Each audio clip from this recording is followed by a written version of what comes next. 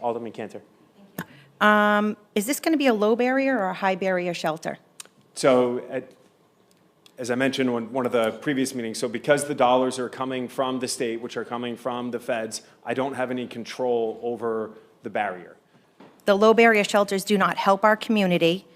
Was created under Mayor Craig and Mayor Rue. You have continued this when you promised that you would make it a high barrier, and that didn't happen. And then later on, you said we were gonna get out of the shelter business, and that didn't happen either. So I'm furious because at the beginning of this, when we talked about it, we said, build it and they will come.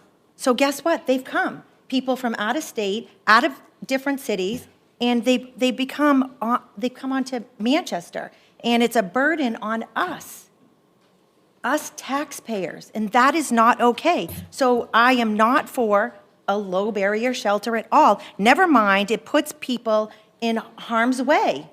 The sex offenders that are allowed to stay there, people using drugs, they're allowed to stay there. We all know that this is a problem. Never mind the first responders and how they feel.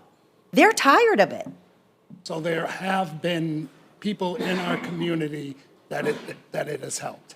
No, I know what you're talking about, but the thing is, they also didn't feel safe. A lot of people didn't feel safe, and that is the problem as well. So we're just allowing it, and it's back on the taxpayer with the DPW and how much they had to pick up for rubbish and everything. Sometimes we have to say no to federal funds because it cripples our community, and that's what it's been doing, and there are plenty of churches and other people that can help out, and that if we come together as a community, we don't have to accept this. So that's where I stand, period.